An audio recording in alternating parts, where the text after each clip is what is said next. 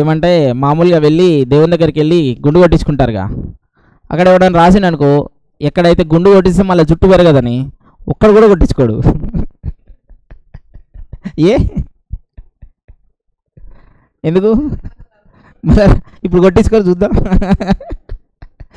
మనం ఏదైతే ఇస్తామంటే పర్లేదులే అన్నట్టు ఇస్తాం.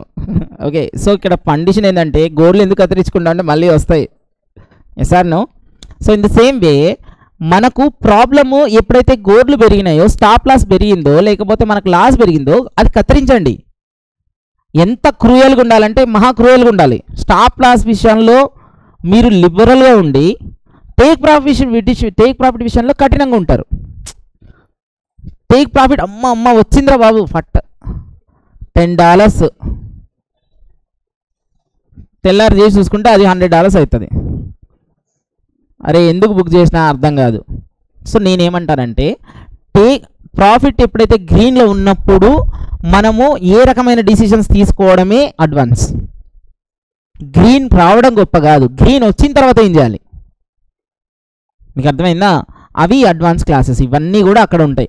మెయిన్ ఏంటంటే వెన్ వీఆర్ ఇన్ ప్రాఫిట్ అప్పుడు మనం జ్యూస్ పిండినంటే ఎలా పిండాలి ప్రాఫిట్ని, అది ట్రేడ్ యొక్క journey. 90% of the people 99% of the people ఇక్కడే ఫెయిల్ అవుతారు. 100% చెప్తున్నా.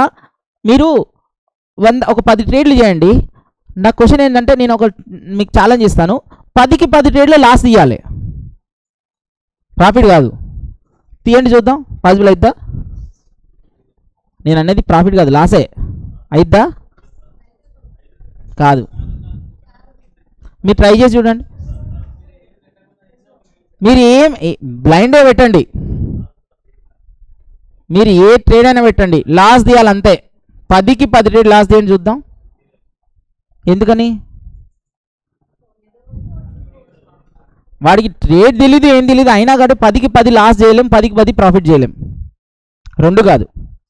ఇక్కడ క్వశ్చన్ ఏంటంటే 10కి 10 లాస్ వచ్చినప్పుడు, లాస్ అనుకొని చేసినప్పుడు, ప్రాఫిట్ వచ్చినప్పుడు మనం ఎంత ఎక్కువ ప్రాఫిట్ తీస్తున్నాం అనేది ఇంపార్టెంట్, కానీ లాస్ వచ్చింది అనేది పాయింటే కాదు. మీకు అర్థమైందా? లాస్ అనేది మినిమం ఉండాలి, ప్రాఫిట్ అనేది మ్యాక్సిమం ఉండాలి. అదే ట్రేడర్.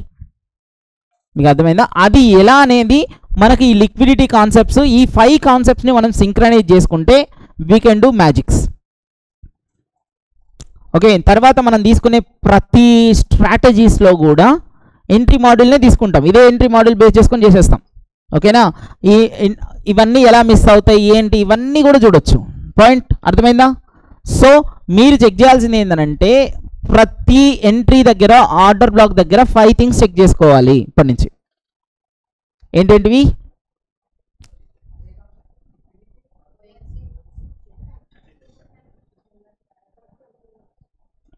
ఓకేనా? ఇప్పుడు ఇక్కడ ఎంట్రీ మిస్ అయింది అనుకోండి, ఇది ఫైనల్ క్లోజ్ చేద్దాం. ఇఫ్ ఎంట్రీ ఇక్కడ ఫర్ ఎగ్జాంపుల్ ఈ ఆర్డర్ బ్లాక్ మిస్ అయ్యి ఇలా వచ్చింది,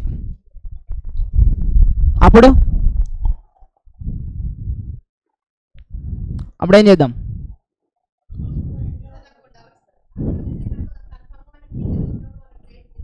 అదే కదా, గుడ్. పైకి వెళ్ళినప్పుడు ఇక్కడ నుంచి ఫ్లిప్ కొట్టండి. అదే కదా ఫ్లిప్ అంటే, నిన్న మనం చెప్పింది ఏంది? ఫ్లిప్ జోన్ ఇదే కదా. ఇక్కడ నుంచి ఎక్కడైతే ఎంతైతే బ్యాక్ వెళ్ళిందో ఇక్కడ నుంచి ఇక్కడ వరకు బ్యాక్ వెళ్ళిన తర్వాత ఇక్కడ నుంచి డౌన్ కొట్టండి. ఎక్కడ వరకు? అది వేరే స్టోరీ. నేను చెప్పింది ఫ్లిప్ జోన్. ఇంకా బ్రేకర్ బ్లాక్ రాలే. Breaker block, balanced price range theories, dual hammer, ఇవన్నీ వేరే స్టోరీ, అవి వేరే ఎంట్రీస్. ఓకే, ఫస్ట్ ఈ entry flip zone and order block entry, liquidity, ఈ రెండు మాత్రమే. సో ఇక్కడ మనం ఎంట్రీ తీసుకోవచ్చు హ్యాపీగా. ఎక్కడ వరకు? ఇక్కడ వరకు. కానీ గమనించండి, ఈ ఎంట్రీ ఐఎఫ్సిస్ తోటి వస్తుందా? ఇక్కడ ఎలా వస్తుంది? ఎస్ చెప్పండి. ఈ ఎంట్రీలో ప్రాఫిట్ అనేది ఏ రకంగా వస్తుంది? ఎవరు చెప్తారు? ఎందుకని? ఇక్కడ ఆల్రెడీ కన్సాలిడేషన్ ఉంది కదా, ఇక్కడ ఆల్రెడీ లిక్విడిటీ ఉంది కదా. ఈ లిక్విడిటీ ఉంది కాబట్టి దిగడం కూడా లిక్విడిటీ తోటి దిగుతుంది. సరే అనుకో, 90% అనుకోరాదు, 10% కేసులో దిగితే సంతోషమే, దిగకపోతే మనం ఆలోచన చేసుకోవాలి ఏంటంటే లిక్విడిటీ ఫామ్ చేస్తుందా లేదా. ఇక్కడ నుంచి ఇది మనం ఎలివేట్ చేసుకోవాలి. ఓకేనా? సో ఇక్కడ నుంచి ట్రేడ్ అనేది డౌన్ సైడ్ ట్రేడ్ ఏంటి ఎలిజిబుల్. బట్ మనం ఏం గుర్తుపెట్టుకోవాలంటే ఐఎఫ్సితో దిగితే కూడా ఎక్కడి వరకు దిగుతుంది, లేదంటే కన్సాలిడేషన్లో దిగితే ఎక్కడి వరకు దిగుతుంది. ఓకే, ఇక్కడ మంచి కన్సాలిడేషన్ స్టార్ట్ చేసి మళ్ళీ ఇక్కడ ఒక మంచి లిక్విడిటీ ఉందనుకోండి, అప్పుడు again this order black will work. అలా కాకుండా మంచి ఐఎఫ్సి తోటి ఫాస్ట్గా దిగింది అనుకోండి, మీకు అర్థమవుతుందా? ఐఎఫ్సి తోటి ఫాస్ట్గా దిగిందనంటే ఇక్కడ ఐఎఫ్సి ఉంది, ఇక్కడ ఐఎఫ్సి ఉంది, ఇక్కడ స్మాల్ ఉందనంటే ఈ ఆర్డర్ బ్లాక్ పనిచేస్తుందా? పనిచేయదు. ఎందుకు పనిచేయదు? అక్కడ ఆల్రెడీ పెద్ద లిక్విడిటీ ఏం లేదు, పైకి పోవడానికి రీజన్ ఏముంది. సో మళ్ళీ అగైన్ మన కన్సాలిడేషన్ కోసం చెక్ చేసి ఇక్కడ కన్సాలిడేషన్ అయితే వీ విల్ టేక్ దిస్. మీకు అర్థమైందా? So when there is a reason then will trade that order block. Liquidity లేని ఆర్డర్ బ్లాక్ పని చెయ్యద్దు. అర్థమైందా? ఇక్కడి నుంచి ఆర్డర్ బ్లాక్ పైకి వెళ్ళాలంటే దీనికి ఫుడ్ ఉంటేనే వెళ్తుంది, లేకపోతే వెళ్ళదు. సో ఆబ్వియస్గా ఇక్కడ ఏం చేస్తుంది, చాలాసార్లు ఇక్కడ ఫుడ్ లేకుండా ఆర్డర్ బ్లాక్లోనే కన్సల్టేషన్ అవుతుంది. ఇది ఇంకో కేసు, ఆర్డర్ బ్లాక్లోనే కన్సాలిడేషన్ అవుతుంది. ఇప్పుడు ఆర్డర్ బ్లాక్లో కన్సాలిడేషన్ అయ్యి లిక్విడిటీ ఫామ్ చేసింది అనుకోండి, ఇప్పుడు అది పైకి పోద్దా? నేను అనేది మీకు అర్థమైందా? ఆర్డర్ బ్లాక్ పైననో కిందనో అక్కడ ఒక అక్యుములేషన్ చేసి ఒక లిక్విడిటీ ఫామ్ చేస్తే మంచిదే.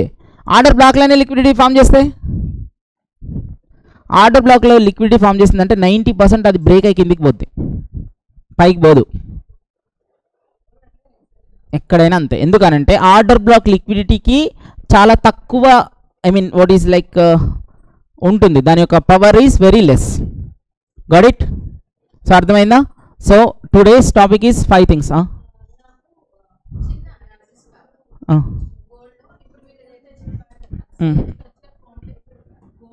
ఓకే, గోల్డ్ ఒక 2 minutes చూద్దాం స్ట్రక్చర్.